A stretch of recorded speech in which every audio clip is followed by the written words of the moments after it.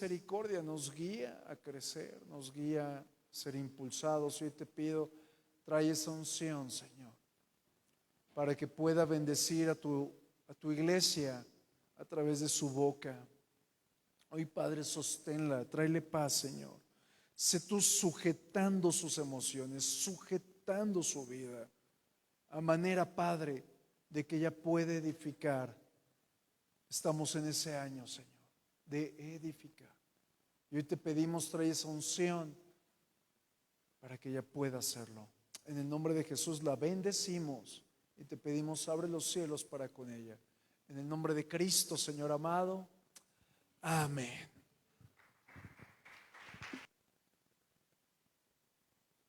Novena.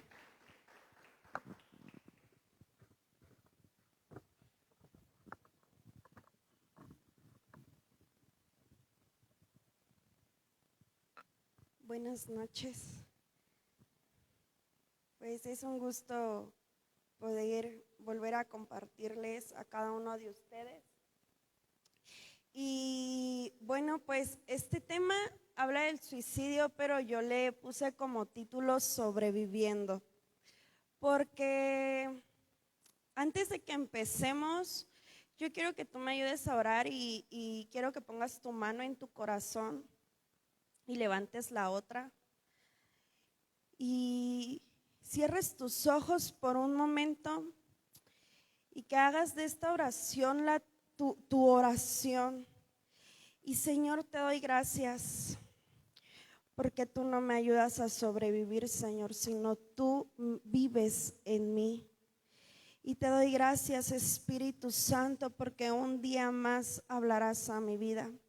Señor, que si en el fondo de nuestro corazón existe algo que esté dañando, Señor, o orillándonos a realizar acciones indebidas, que tú hoy nos hables en esta noche.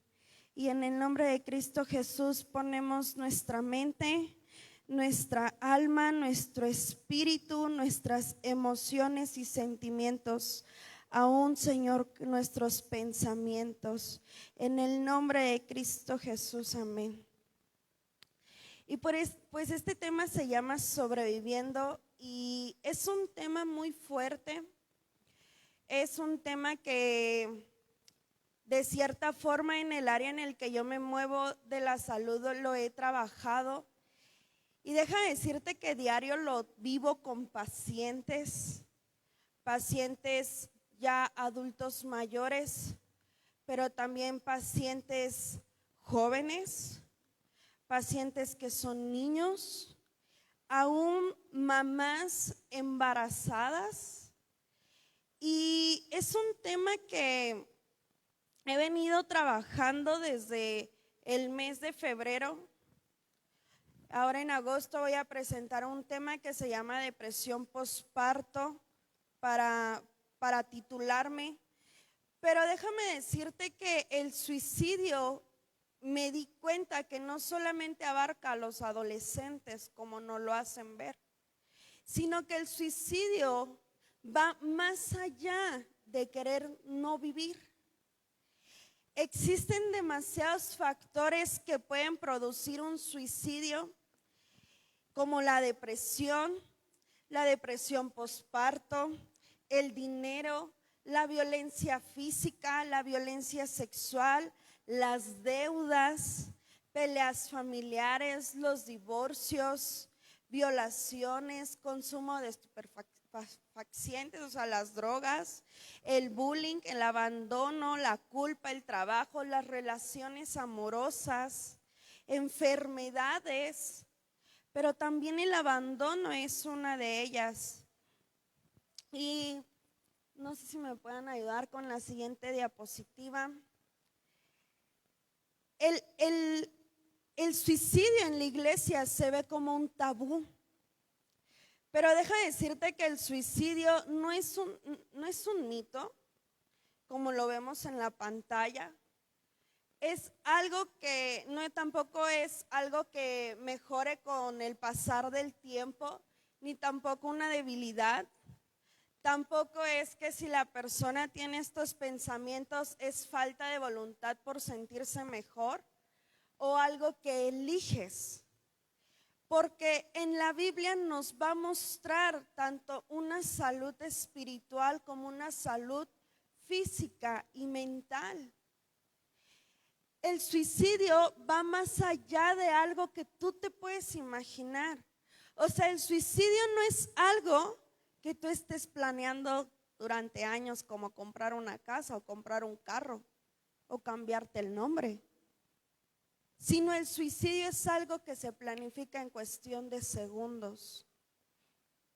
El suicidio nos muestra que es una enfermedad que tiene que tratarse, un trastorno que llega sin que lo pidas.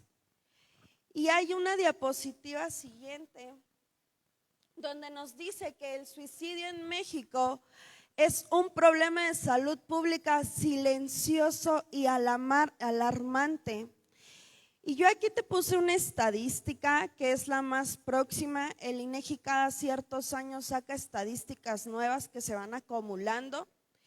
Y dice que de acuerdo al INEGI, el suicidio en personas de 15 a 60 años constituye la cuarta causa de muerte. Y dice que en el 2020 murieron por suicidio más de 7,896. Esto nos quiere decir que murieron 700 más con respecto al 2019 y 1,000 más con respecto al 2008.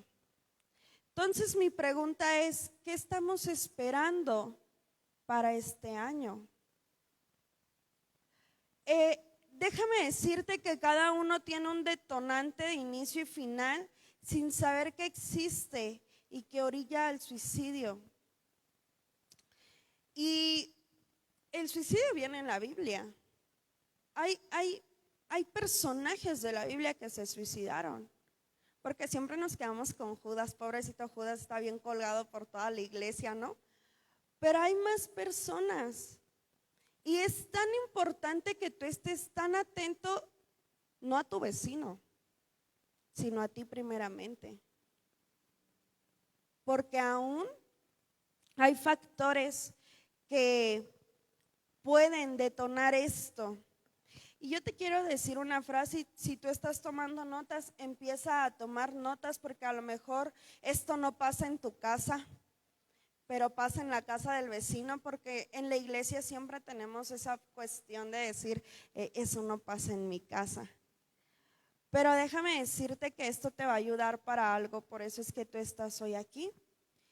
Y existen salvos que no tienen gozo en su vida diaria. La vida no es fácil, pero en Cristo se vive una plenitud. Porque tú puedes estar muy gozoso, pero si no tienes plenitud en tu vida, entonces ¿de qué sirve el gozo? El hablar de suicidio o depresión es un tabú dentro de las iglesias porque se mantiene una idea que dentro de las iglesias hay gente que es feliz o que para estar en la iglesia no puedes vivir en conflictos de este tipo. ¿Qué es el suicidio? Bueno, pues dice que el suicidio es la muerte causada por un acto intencional de autolesión diseñado para ser letal. El comportamiento suicida abarca un espectro de conductas desde el intento de suicidio y las conductas preparatorias hasta el suicidio completo. Ideación suicida refiere al proceso de pensar, considerar o planificar el suicidio. O sea, el suicidio no solamente pasa cuando ya lo hicieron, no. El suicidio empieza desde que la persona empieza con un daño emocional. Y yo te quiero decir algo, que el suicidio empieza desde que la persona empieza a estar triste. Y desde que empieza a estar triste cada día más. Y luego la tristeza se convierte en ansiedad. Y luego la ansiedad se convierte en depresión. Y la depresión solamente es como una patadita así que te dan. para empezar a decir, pues ya no quiero vivir. ¿Otro día más? ¿Qué está pasando? Dentro del suicidio nos vamos a mover en 4 puntos y yo quiero que tú pongas atención en estos 4 puntos porque a lo mejor tú no tienes pensamientos suicidas, pero tú puedes estar al lado de alguien que tiene ese pensamiento, aunque tú lo veas muy feliz. El primer punto se llama intento suicida. Y este es una intención de terminar con la vida a través de un comportamiento. El otro punto es intento de suicidio. Comportamiento no letal, potencial, perjudicial, dirigido contra uno mismo, contra la intención de morir como resultado de esa conducta. En pocas palabras, son aquellas personas que quieren morir para ver sufrir a la gente de su alrededor.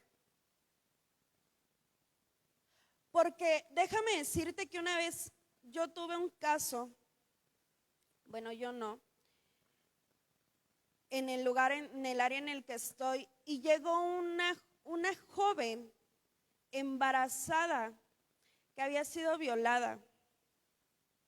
Y entonces le pregunté, esa la teníamos que amarrar y sedarla de cierta forma porque la joven se lastimaba. Y nos daba mucho miedo que en algún momento ella fuera a hacer algo en el hospital, porque déjame decirte que ha habido pacientes y personal en el hospital que adentro del hospital se ha suicidado. Y cuando estaba esta joven, el psicólogo le preguntaba, ¿qué fue lo que pasó? Y ella simplemente dijo que ella no quería tener al bebé, que en cuanto naciera su bebé y la diéramos de alta, ella se iba a matar. Y que ella se mataba para dejar sola a su hijo como su mamá la abandonó. Y que ella iba a permitir que su hijo viviera lo mismo para que sintiera el sufrimiento que ella hizo, que ella tuvo. Y son pensamientos tan fuertes. Y tú veías a la joven, y la joven no venía de un pueblito. La joven tenía una buena posición económica. Era una persona, pues no con carrera, pero se veía bien. Y tú la veías y no pensabas que ella tuviera ese pensamiento. Pero también existe un tercer grupo de este tema. Y dice sobrevivientes de intentos de suicidio. Dice personas con su propia experiencia personal o pensamientos o intento de suicidio. Son aquellas personas que se han recuperado tratando este tema en su vida. Son aquellas personas no que ya iban a hacer el acto, sino que son alcanzadas a la planeación cuando ellas empiezan a tener estos pensamientos. Pero también existe el cuarto grupo y a lo mejor tú puedes formar parte de sin que te estés dando cuenta. Y dice sobrevivientes de una persona que se suicidó o conductas suicidas. Es la gente que los rodea. A lo mejor tú en tu casa has tenido un tema así. Entonces aquí entran familiares o amigos de una persona que murió por suicidio o personas que trataron ya de suicidarse. No todo problema de salud mental es un problema espiritual. Y pon mucha atención en esta parte. No todo problema de salud mental es algo espiritual. Porque siempre queremos enrollar todo en el mundo espiritual sin trabajar esto y esto. Y entonces queremos manejar todo el mundo espiritual y hacer guerra espiritual y queremos hacer muchas cosas en el ámbito espiritual, pero ¿cuándo trabajamos esto? ¿Cuándo trabajamos las emociones? ¿Cuándo trabajamos los sentimientos? ¿Cuándo trabajamos las frustraciones? ¿Cuándo trabajamos los enojos? Porque tú puedes decir que en el Espíritu estás fortalecido, porque dice bien claramente la Biblia que todo lo puede en Cristo que me fortalece. Pero Cristo también mostró la salud mental, porque Cristo también sacaba lo que tenía adentro. Y el claro ejemplo está cuando Cristo entra al templo y entra enojado. O sea, Cristo no entró y dijo, ay, pues suelten a las palomitas porque aquí no vendemos palomitas. Pues no, o sea, Cristo entró y mostró el sentimiento que traía adentro. Y si Cristo lo hizo, ¿cuánto no más nosotros? Yo cuando platico con los muchos adolescentes que tenemos aquí contados, yo siempre, yo siempre les digo, ¿cómo estás? ¿Bien? ¿Bien, bien o bien? No, pues bien. ¿Cómo te va? No, pues bien. No está mal que te enojes. Es que mi mamá dice que no sé qué, que no sé cuánto, ta. No está mal. Enójate, llora, ríete. ¿Quieres traer tu cara? Trae tu cara, pero no te lo guardes. Y sabes, no se los digo porque no me preocupa el área espiritual. Yo se los digo porque me preocupa que ellos sepan expresarse. Porque si no saben expresarse con nosotros, mucho menos con Dios. Dios habla de una salud mental y una salud espiritual y la Biblia nunca pretenderá tener una vida de perfección. La Biblia no es para perfectos. La Biblia es para personas que necesitan ser salvas, personas con necesidad. Y hay un personaje en la Biblia que se llama Elías. Y todos sabemos que Elías era un hombre sabio y prudente, pero Elías tuvo tres cosas o tres acciones tan espectaculares en su vida. Y la primera fue que era un profeta que hizo oración para que no lloviera durante 3 años. Esa fue su primera acción espectacular de Elías. La segunda es que luego conoce a una mujer a la cual se le muere su hijo y Elías ora y el hijo resucita. Pero también nos habla de que Elías enfrenta a 470 profetas falsos y ora y cae fuego del cielo. Y entonces imagínate la vida de Elías, qué tan cool era. Yo creo que Elías era muy popular en ese entonces. Elías era muy conocido. Pero Elías conoce a Dios, ama a Dios. Elías le sirve a Dios así como tú y como yo. Pero Elías pasó un acontecimiento que marca su vida. Y fue que la reina intentó matar a Elías. Y yo quiero que me acompañes a Primera de Reyes 13, del 3 al 8. Y cuando estés ahí me dices amén, y si no va a aparecer en la pantalla. Y dice, Elías tuvo miedo y huyó para salvar su vida. Se fue a Beerseba, una ciudad de Judá, y dejó allí a su sirviente. Luego siguió solo todo el día hasta llegar al desierto, se sentó bajo un solitario árbol de retama y pidió morirse. Basta ya, Señor, quítame la vida porque no soy mejor que mis antepasados que ya murieron. Entonces Elías se acostó y durmió debajo del árbol mientras dormía. Y un ángel lo tocó y le dijo, levántate y come. Elías miró a su alrededor y cerca de su cabeza había un poco de pan horneado sobre las piedras calientes y un jarro de agua. Así que comió y bebió y volvió a acostarse. Entonces el ángel del Señor regresó, lo tocó y le dijo, levántate y come un poco más. De lo contrario, el viaje que tienes por delante será demasiado para ti. Entonces se levantó y comió y bebió, y la comida le dio fuerza suficiente para viajar durante 40 días y 40 noches hasta llegar al monte Sinaí, la montaña de Dios. Elías es amenazado por la reina de que lo iba a matar después de que mata a los profetas, después de que Elías tiene estos acontecimientos. Había gente que estaba en contra de Elías. Y tú eres un Elías. Y tú puedes tener grandes acontecimientos en tu vida, pero va a haber tormento en tu vida también.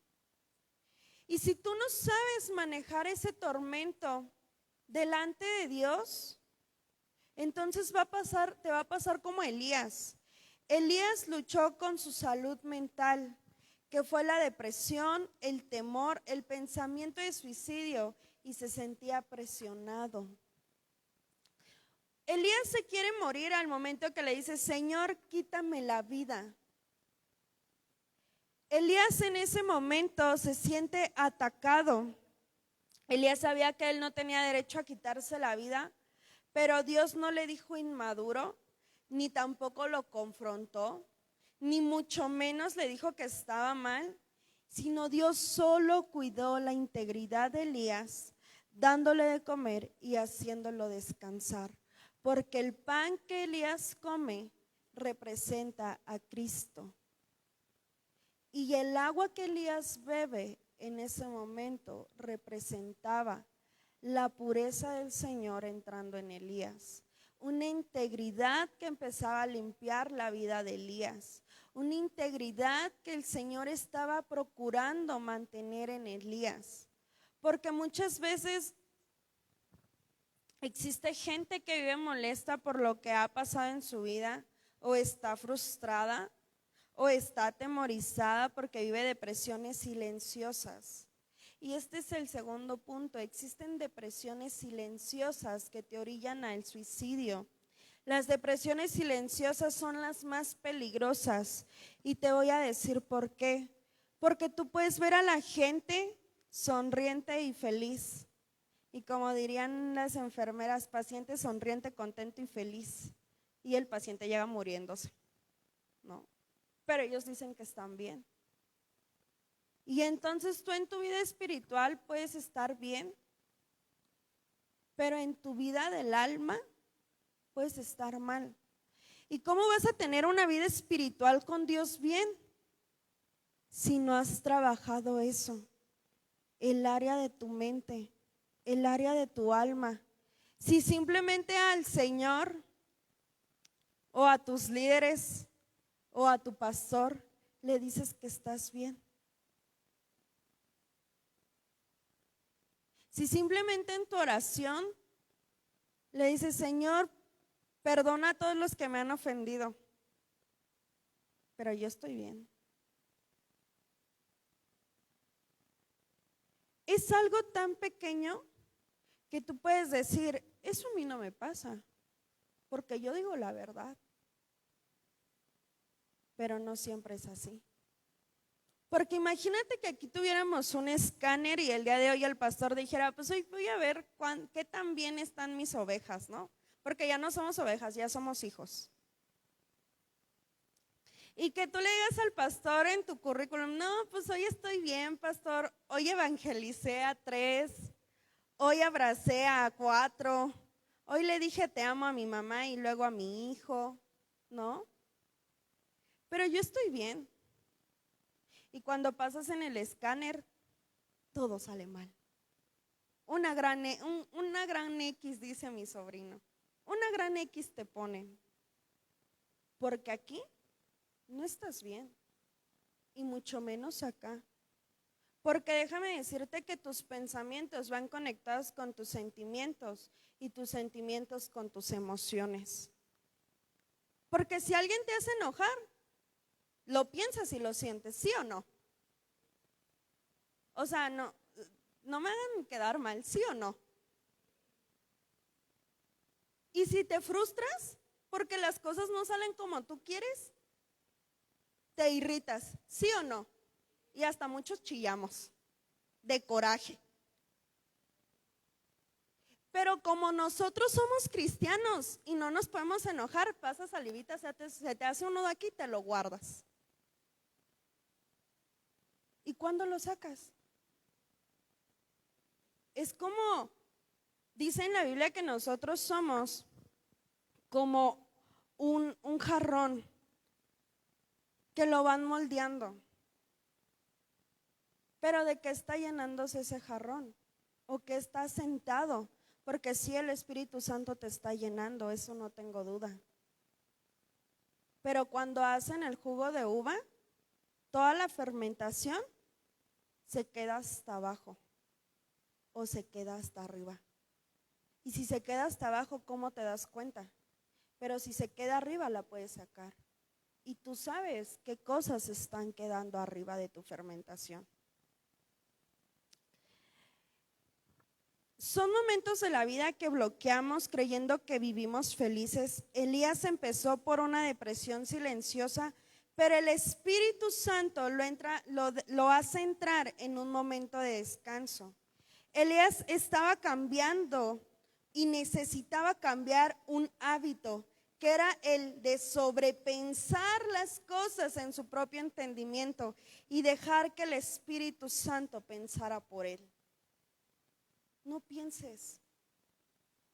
Una vez alguien me decía, tú no pienses, deja que el Espíritu Santo piense por ti. Porque cuando yo tenía un problema, y ahora que me acuerdo siempre me dicen, la actitud, Daniela. Pero yo sobrepensaba mucho las cosas. Y yo podía, tía, la voy a agarrar de ejemplo. La hermana Ana siempre es bien amorosa y siempre me está abrazando. Y siempre llegaba y me abrazaba. Pero el día que yo no veía que la hermana Ana llegaba un domingo y me abrazaba, yo decía, está enojada conmigo. Yo algo hice y hice algo mal y tuve una actitud y yo me hacía una historieta. El pastor Alejandro, ¿cuántos amamos a nuestro pastor? Amén. Una vez llegó y me dijo, hola Daniela, ¿cómo estás? Y yo, ¿qué? ¿Qué hice? Y sobrepiensas las cosas. Y el sobrepensar las cosas te daña aquí. Y Elías tuvo eso. Elías sobrepensó la amenaza de la reina. Elías sobrepensó que ella lo iba a encontrar. A Elías por un minuto se le olvidó que existía alguien mayor que él, que existía alguien que podía cuidar su integridad. Y Dios puede cuidar tu integridad, porque Dios en esta noche no te está diciendo, sobrepiensa las cosas. El Señor te está diciendo, cálmate. ¿Por qué te atormentas? Existe otro personaje que se llama Anitofel. Y Anitofel en el hebreo significa hermano de la insensatez y de la locura. De por sí está feo el nombre y luego el significado pues como que no le ayuda mucho, ¿verdad? En 2 de Samuel 15:12, perdón. No, primero, porque te quiero contar quién es Anitofel, pero ahí no viene. Te lo voy a leer. Dice, mientras Absalón ofrecía los sacrificios, mandó a buscar a Ahitofel, uno de los consejeros de David que vivía en Gilo. En poco tiempo, muchos más se reunieron a Absalón y la conspiración cobró fuerza. ¿Qué era Ahitofel? Era un consejero. ¿Y de quién? ¿De cualquiera? No, era del rey. Era de un rey que Dios puso. Era de alguien que Dios tuvo la autoridad para moverlo de las ovejas a un trono. Y con esto, este es el primer punto de esta segunda historia que vamos a ver. ¿Quién te rodea? ¿Quién te rodea? O sea, de que tú cuidaras ovejas, el Señor te sacó de ahí para ahora traerte a que seas rey y sacerdote. Y lo dice la Biblia, somos reyes y sacerdotes. Hasta tus propios hijos pueden ser un Ahitofel. Tu propio novio, tu propia novia, tu pareja, lo que tú quieras, tu esposo, tu esposa puede ser un Ahitofel. Tu propia familia, tus amigos, y no se diga en el trabajo. ¿Quién te rodea? ¿A quién le estás pidiendo consejo? Porque el primer consejero para ti debe de ser Dios. Y después, tus autoridades de la iglesia.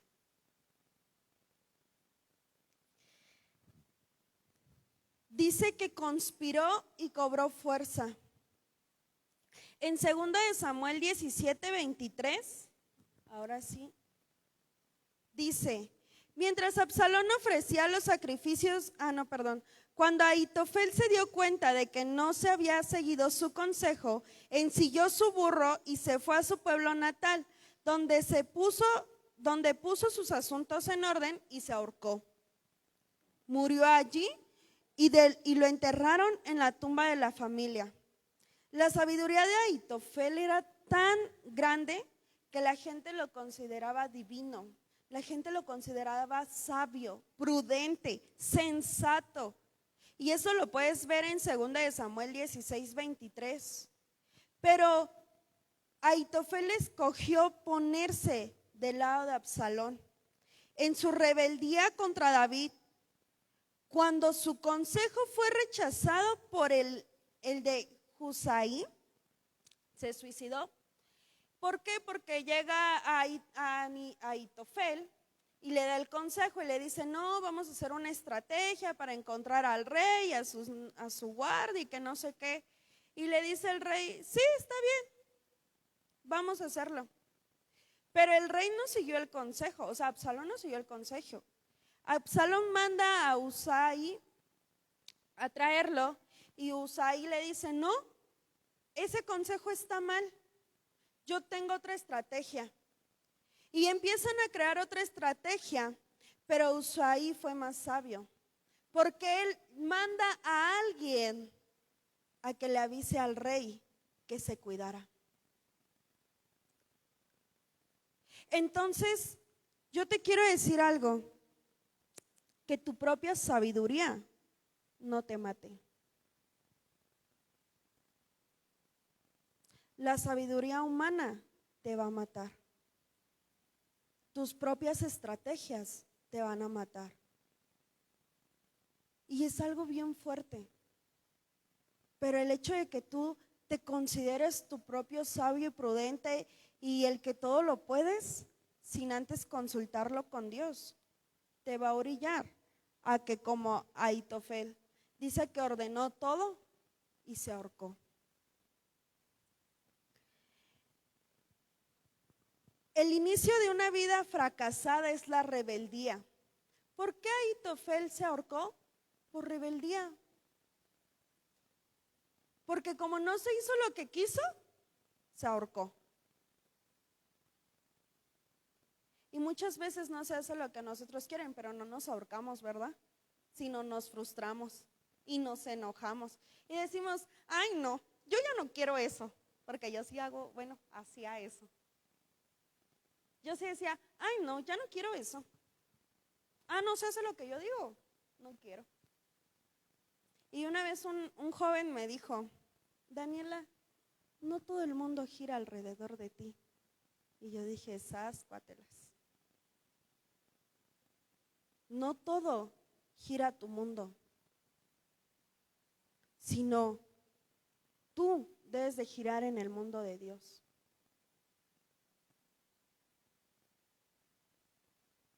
Sino tú en el de Dios. El fracaso es un detonante que provoca frustraciones. Posiblemente como cristianos digamos que no lo estamos porque según a nuestra vida cristiana oramos y leemos. Pero déjame decirte que nada de esto es lo único que necesitas para evitar que esto te pase. La confianza en nosotros mismos provoca una sabiduría humana, terrenal y diabólica. O sea, no solamente la sabiduría del mundo, porque siempre le echamos la culpa a los de afuera, no. tu propia sabiduría, porque tú eres un ser humano con emociones, sentimientos y pensamientos, provoca que sea humana, terrenal y diabólica. Dios no se opone a tu sabiduría humana. Él solo permite que tú escojas el bien o el mal. Por lo tanto, Él dice, escoge el bien. El bien es su sabiduría dirigida por el Espíritu Santo. El escoger la sabiduría de Dios te evitará el suicidio. La conclusión a todo esto es, ¿por qué creamos hábitos que nos destruyen? ¿Por qué creemos que como cristianos nos podemos engañar a creer que nada de esto nos puede pasar? Piensa por un momento qué es lo que puede detonar algo así en tu vida. ¿Acaso es tu trabajo o la falta de trabajo? ¿Acaso es que eres desempleado, la escuela, los hijos, los padres, alguna relación? No lo sé. La verdad no lo sé. No sé qué puede detonar algo así en tu vida. A lo mejor te sientes cansado. A lo mejor te sientes mal. A lo mejor ya no puedes. Y es válido decir, ya no puedo. Estoy sobreviviendo. Me está frustrando no saber qué estudiar. Me está frustrando no tener el mismo dinero económico que antes. Me está frustrando el que no pueda tener a mis papás cerca. Y yo te voy a leer una carta que encontré. Y dice, hola, buenas noches. Sé que no me conoces porque hace muchos años atrás existía. Te cuento un poco de mí. Tengo 12 años. Mi color favorito es el rosa. Mi mascota favorita son los perros. Me encanta ir a la iglesia, aunque muchas veces me aburro porque son muy largos los domingos en la iglesia y me la vivo ahí con mis papás. Tengo una gran familia donde todos me aman, o bueno, eso es lo que dicen ellos. Fíjate que quiero contarte un secreto que un día me pasó. Hace poco me enteré de un secreto de mis papás y fue muy doloroso. Yo sabía un poco de esa historia. Cuando cumplí 8 años me enteré que mi papá se había ido. Eso puso muy triste mi corazón. Como era muy pequeña, pero era muy inteligente, yo había notado que mi energía se había apagado. Cada día que pasaba dormía más. Yo sabía que no estaba bien, pero no quería decir nada porque en la iglesia todos eran felices y yo quería ser parte del club de la felicidad de mi iglesia. Pero eso se terminó hasta que cumplí 12 años y ya no podía dormir más porque mi mamá y mi familia no me dejaban, me ponían a hacer qué hacer.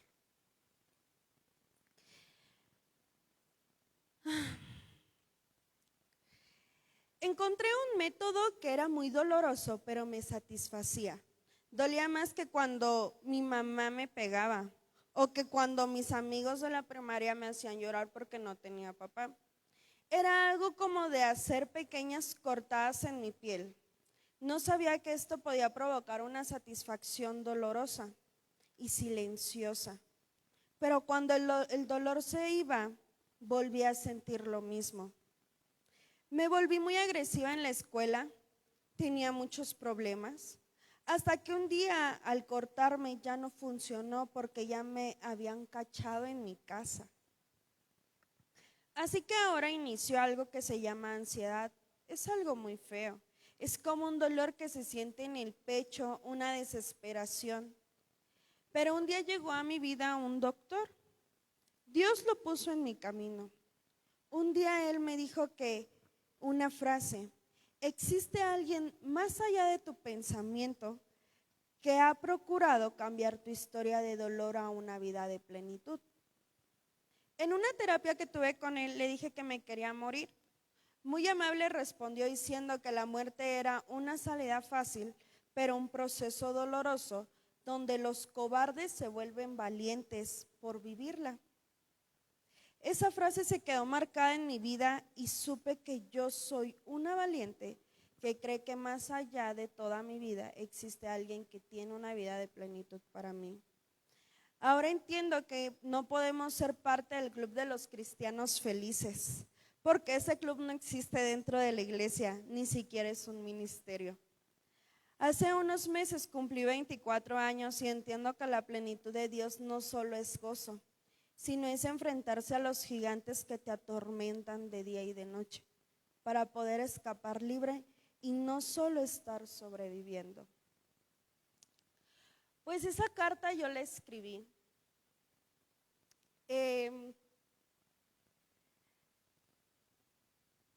Hay una frase que dice que el inicio de una vida fracasada es la rebeldía.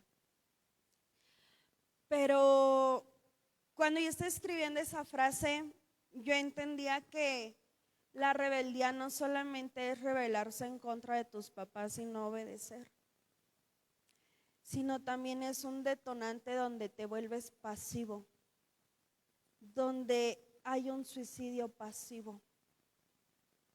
Y el suicidio pasivo es el más terrorífico, dirían por ahí, porque es un suicidio donde tú solita te vas matando conforme al paso de los días. Cuando yo estaba muy pequeña, y yo creo que a varios aquí yo se los he contado, yo llegaba de la escuela, llegaba, comía, dormía, me paraba como a las 10 de la noche, hacía mi tarea de la secundaria, iba en la primaria, hacía mi tarea y me volvía a dormir. Y mi mamá me daba mucha risa porque decía, es que mi hija está en crecimiento. Pero tú como persona, tú como niño, como joven, como adulto o como anciano, tú te das cuenta cuando algo cambia en tu vida. Tú te das cuenta cuando ya no estás bien.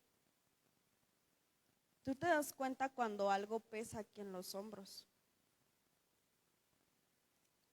Cuando a lo mejor una muerte todavía es dolorosa. Cuando a lo mejor pasaste por un trauma y todavía es doloroso. Cuando yo me enteré de la realidad de mis papás, yo tuve una amiga, bueno, en ese tiempo. Y yo le conté mi historia. Yo le dije, no, pues es que fíjate que me pasó esto. Yo en la secundaria, yo iba como en primera o segundo de secundaria. Y ella me dijo, yo te voy a enseñar algo. Y yo así, ok. Cuando ella me enseñó sus brazos, ella se empezaba a cortar. Y lo único que me dijo fue, solo hay una regla de esto. Que esta, nadie más lo puede usar porque te puedes infectar de una enfermedad. Y yo dije, bueno, yo la voy a cuidar. Pero ¿cuántos saben que el Facebook es bien chismoso, no? Y los niños mensos que todo publican.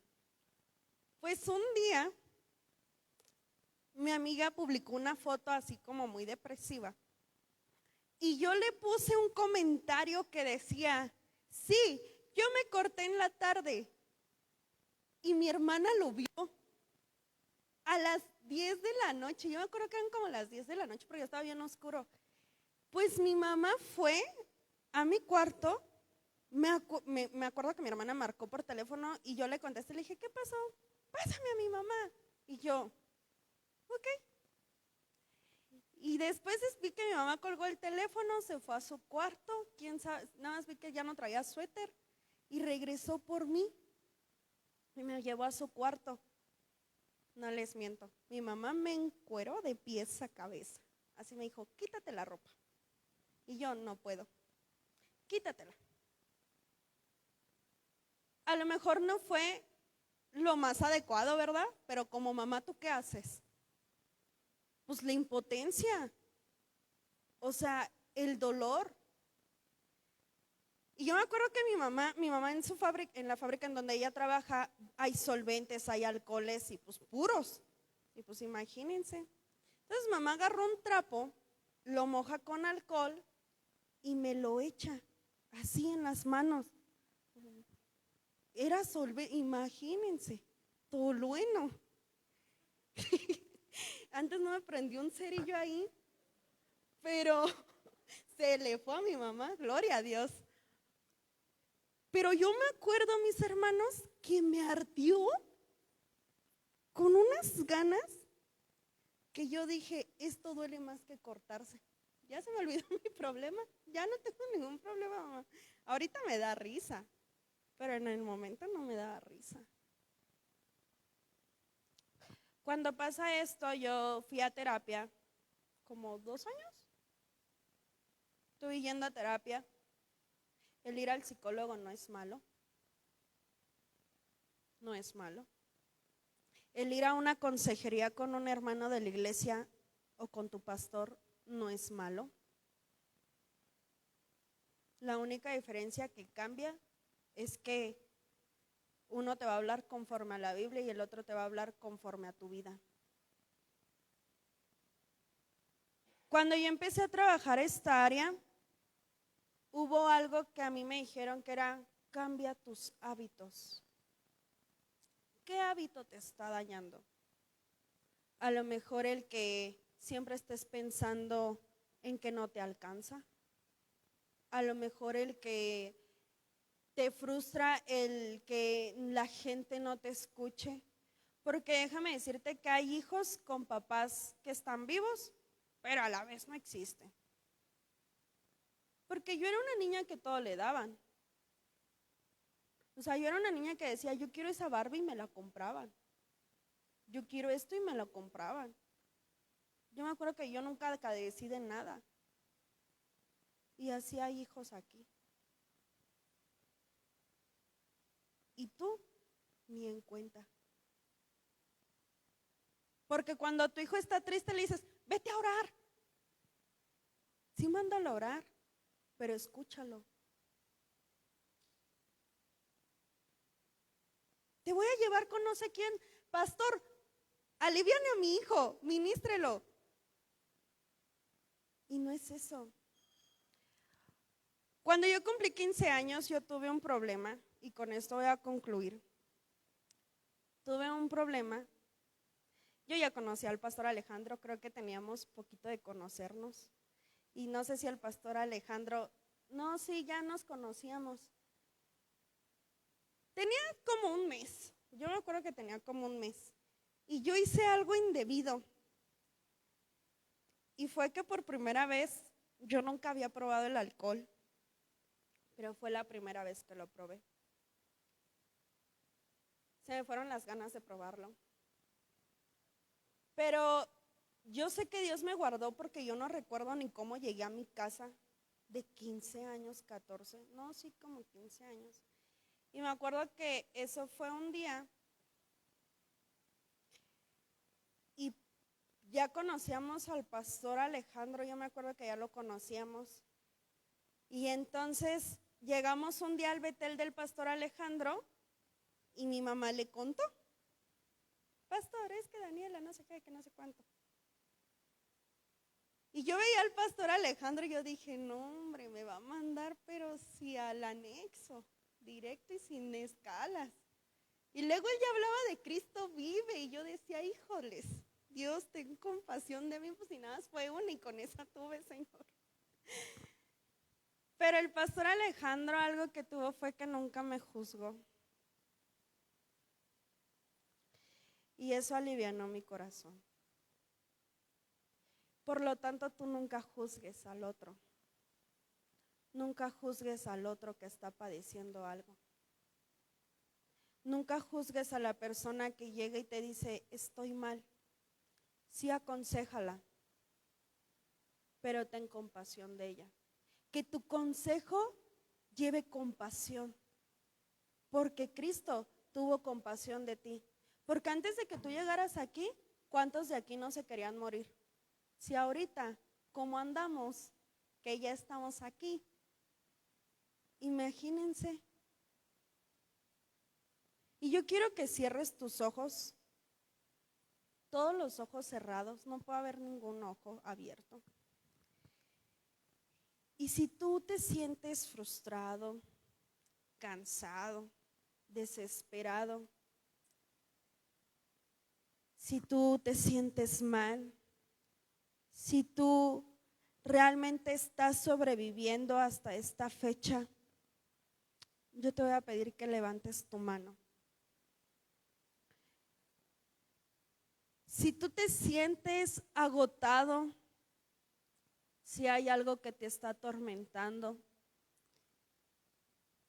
levanta tu mano ahí en tu lugar.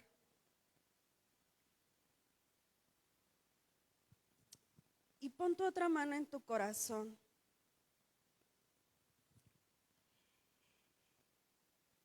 Señor, estamos aquí delante de ti, Padre. Estamos sobreviviendo, Señor, a todo lo que nos está rodeando, a todo Espíritu Santo, a lo que nos hemos, Señor, llenado nuestra mente. Porque estamos, Señor, agotados de cargar todo esto. Y yo te voy a pedir que ahí en tu lugar le empieces a decir al Señor cómo te sientes. Porque hoy Él está aquí. Señor, oro, Señor, por cada uno de los corazones que están en este lugar, cansados y agotados. Un corazón, Señor, que más que estar constricto, Señor, está sobreviviendo. Un corazón, Señor, que se está enfrentando a gigantes que ya no lo están dejando caminar.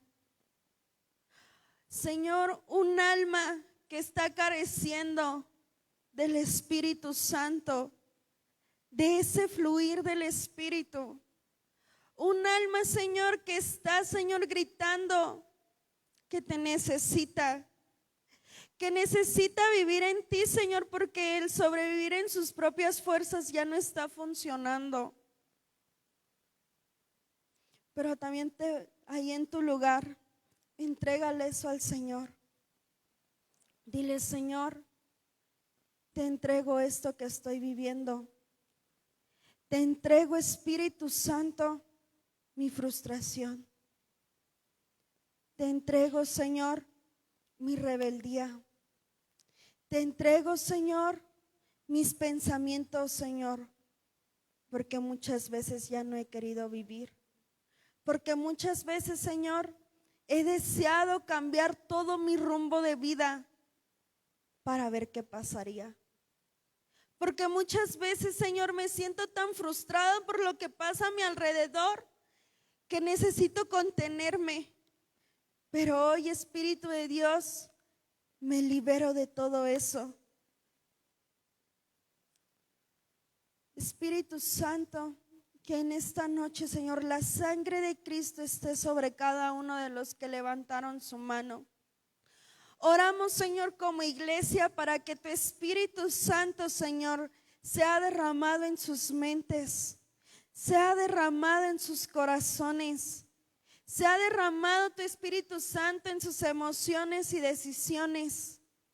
Y hoy ahí en tu lugar repite lo siguiente: yo declaro que la sangre de Cristo, que la sangre que fue derramada en la cruz, que la sangre que fue derramada por la corona de espinas está sobre de mí, por cuanto he sido libre de la cautividad, por cuanto todo espíritu de muerte, por cuanto todo espíritu, Señor, de suicidio, todo espíritu de depresión, todo pensamiento de cautividad, todo pensamiento de frustración se ha ido de mi vida.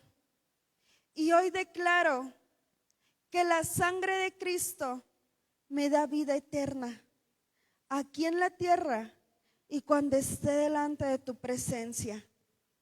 En el nombre de Jesús. Amén.